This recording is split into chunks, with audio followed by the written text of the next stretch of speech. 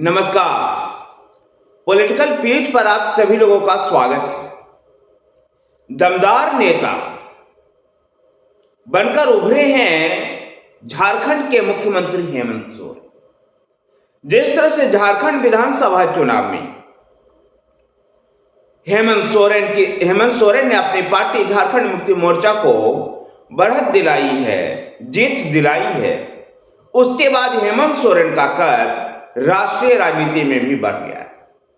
जहां कांग्रेस हरियाणा में और महाराष्ट्र में चुनाव हारी, तो झारखंड में हेमंत सोरेन ने अपने दम पर झारखंड मुक्ति मोर्चा को जहां 34 सीटें दिलाई, न केवल झारखंड मुक्ति मोर्चा को बल्कि इनके पीठ पर सवार होकर के राष्ट्रीय जनता दल और कांग्रेस ने भी झारखंड में वोट प्रतिशत को बढ़ाने में कामयाबी हासिल की।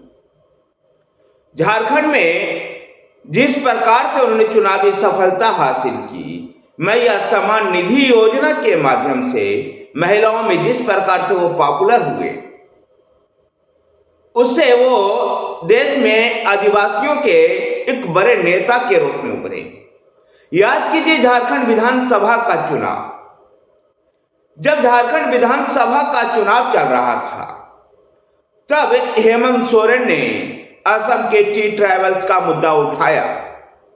वो इसलिए भी एक रणनीति के तहत उठाया हुआ मुद्दा था क्योंकि असम के मुख्यमंत्री हेमंत बिस्वा शर्मा भारतीय जनता पार्टी के चुनाव प्रभारी बनकर झारखंड में थे और वो आदिवासियों के मुद्दे, घुसपैठियों के मुद्दे उठा रहे थे। ऐसे में भारतीय जनता पार्टी को जवाब देने के लिए उनके ही राज्य का मुद्दा उठा करके हेमंत बिस्वा शर्मा पर करारा प्रहार किया था। दरअसल टी ट्राइब का मुद्दा जो है, असम का टी ट्राइब आदिवासी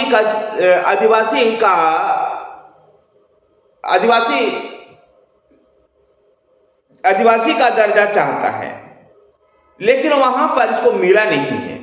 और इस प्रकार से हेमंत बिस्वा शर्मा जब झारखंड में आकर के हेमंत सोरेन के ऊपर अटैक करते थे, तो ऐसे में हेमंत सोरेन ने उन्हीं के दाव से उनको ही झारखंड में घेरने का प्रयास किया। बिरसा मुंडा को लेकर के भी उन्होंने जिस प्रकार का बयान दिया, राष्ट्रीय राजनीति में उनका कद बढ़ गया। विशेष करके जो अनुसूचित जनजाति यानी आदिवासी बहुल क्षेत्रों में निश्चित रूप से आने वाले चुनाव में INDIA गठबंधन के तमाम सहयोगी भी अपने राज्यों में चुनाव के लिए, और कांग्रेस भी तमाम उन राज्यों में जहां आदिवासी लोग हैं, वहां पर हेमंत सोरेन का प्रयोग कर सकते हैं। हेमंत सोरेन अब चौथी बार मुख्यमंत्री का पद का शपथ लेंगे। 28 तारीख को शपथ ग्रहण समारोह होने की उम्मीद है। इस शपथ ग्रहण समारोह में INDIA गठबंधन के तमाम गठबंधन के लोग, जिनमें कांग्रेस के पूर्व अध्यक्ष राहुल गांधी, कांग्रेस के अध्यक्ष मल्लिकार्जुन खड़गे, राष्ट्रीय जनता दल से तेजस्वी यादव और लालू प्रसाद यादव, ममता बनर्जी जैसे लोगों की उपस्थित होने की संभावना है। जिस प्रकार से हेमंत सोरेन ने झारखंड में मैया सम्मान निधि योजना और आदिवासियों में जो उन्होंने अपनी बढ़त हासिल की, उससे निश्चित रूप से हेमंत सोरेन एक बड़े नेता के रूप में उभरे हैं। उनका कद इस तरह से झारखंड में बढ़ गया है कि भारतीय जनता पार्टी के पास कोई इस तरह का नेता नहीं है जो हेमंत सोरेन को काउंटर कर सके। जहां भारतीय जनता पार्टी आपसी लड़ाई में ही लगी रह गई, बाबूलाल मरांडी को चिंता अपने झारखंड विकास मोर्चा के नेताओं को सेट करने की थी, तो अर्जुन मुंडा अपनी पत्नी के चुनाव क्षेत्र में लगे रह गए। चंपाई सोरेन का फोकस अपना विधानसभा क्षेत्र और अपने बेटे बाबूलाल सोरेन के विधानसभा क्षेत्रों तक सीमित रह गया।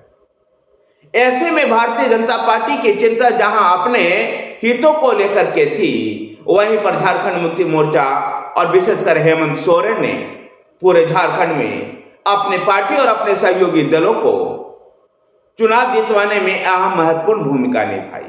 निश्चित रूप से अब हेमंत सोरेन का कद राष्ट्रीय राजनीति में बढ़ेगा। आज एनडीए गठबंधन में उनकी अहमियत को और अधिक अब समझा जाएगा, वो भी जब उस साथ में जो चुनाव चल रहे थे उसमें शरद पवार और उद्धव ठाकरे का बुरा हाल हुआ है। ऐसे में हेमंत सोरेन एक बड़े नेता के रूप में उभरे हैं। धन्यवाद साथियों, वीडियो को लाइक कीजिए, शेयर कीजिए, हमारे साथ बने रहने के लिए हमारे चैनल पॉलिटिकल पेज को सब्सक्राइब कीजिए। धन्यवाद।